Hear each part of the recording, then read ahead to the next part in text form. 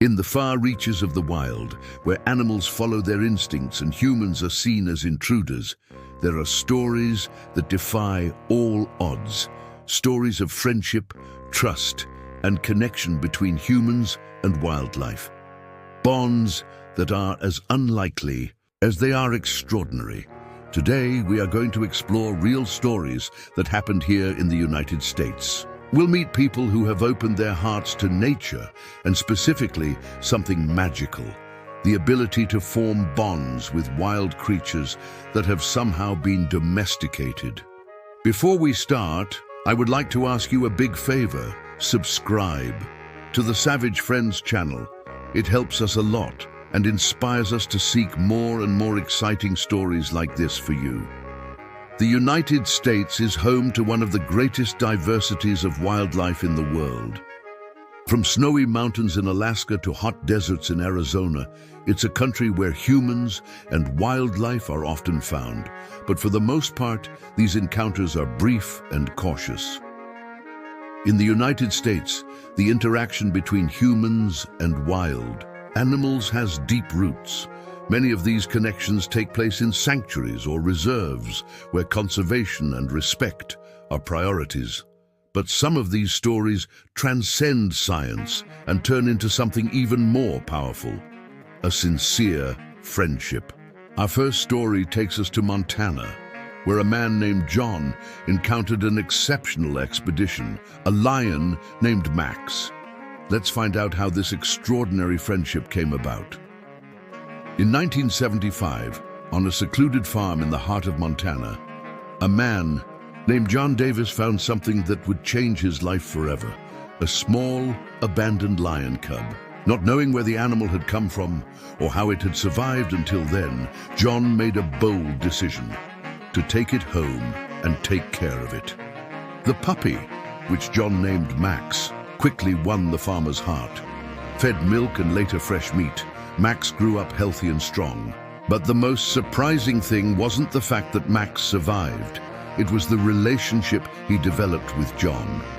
Over the years, Max began to behave like a member of the family. He followed John around the farm, waited for him on the porch, and even played with John's dogs, showing an unusual kindness for such a powerful animal. John always said that Max saw him as part of his pack.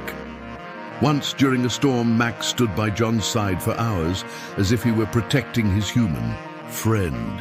Moments like this showed the unique bond they shared. However, living with a lion was not an easy task. Max was big, strong, and had wild instincts that sometimes came to the fore.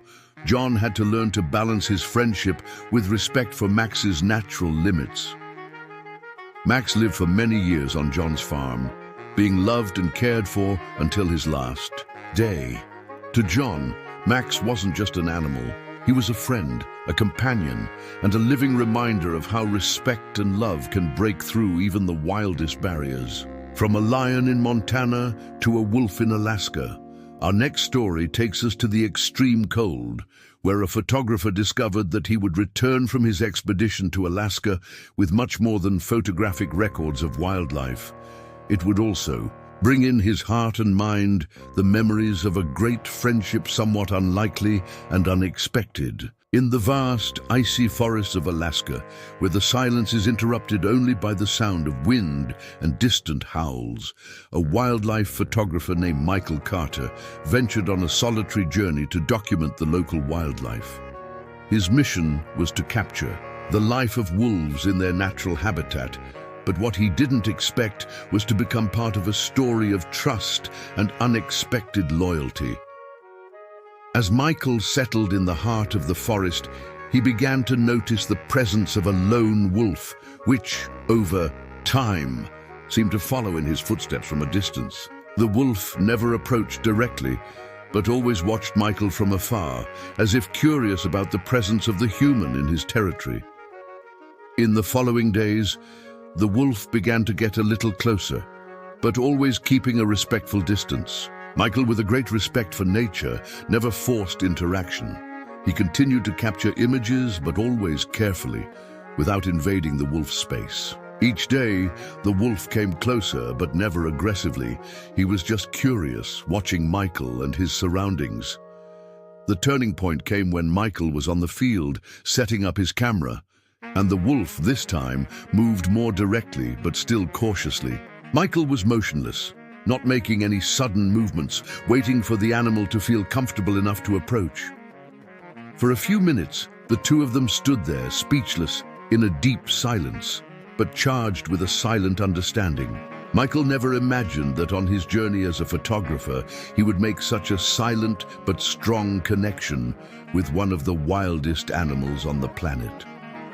After weeks of mutual observation, the wolf began to get closer and closer, appearing more frequently in the vicinity of Michael's camp. On some nights, Michael would wake up to find the wolf lying in the snow a few feet from his tent.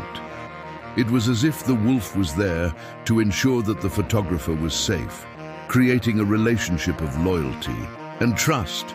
This story was not about domestication or control.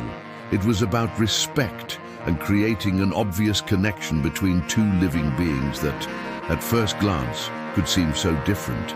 Michael and the wolf understood each other in a way that transcended words, where mutual respect and observation were the basis of an inviting friendship.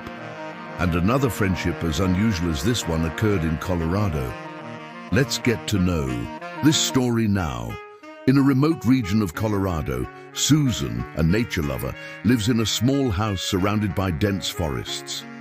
Like many in isolated areas, she was used to seeing wild animals from afar, but one story in particular would start to unfold in a unique way. One day, Susan noticed a black bear approaching her property. Contrary to what many would do, she did not panic. Patiently, he watched the bear in the distance. He was looking for food, but he did not show aggression. Over time, Susan began to notice that the bear seemed to return to her property, always maintaining the same calm and curious posture. As time went on, Susan began to leave fruits and vegetables in an open area away from her home. She knew that feeding a bear could be risky, but she decided to help him through the winter rigorously, providing him with enough food to stay strong without risking getting too close. The bear began to come back more and more, always respecting the distance, but in a calm way, as if he knew that Susan did not pose a danger. She started affectionately calling him Buddy.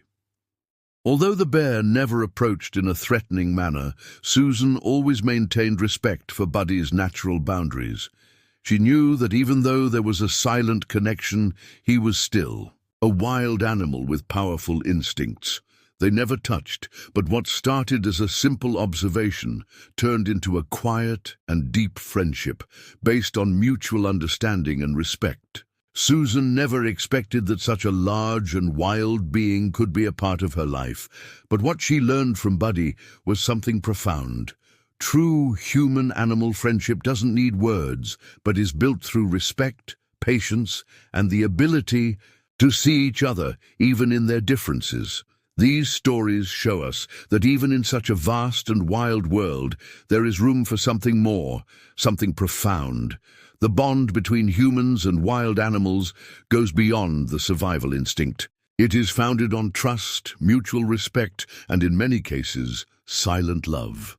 When we look at these stories, we can see that true friendship is not limited to species barriers, but rather the ability to understand the other, be it human or animal.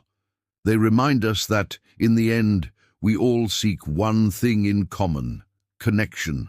From Max, the lion who became part of John's family, the wolf who trusted a photographer in Alaska, to the lone bear who found Susan's friendship in Colorado. These stories of unlikely bonds aren't just about encounters with nature.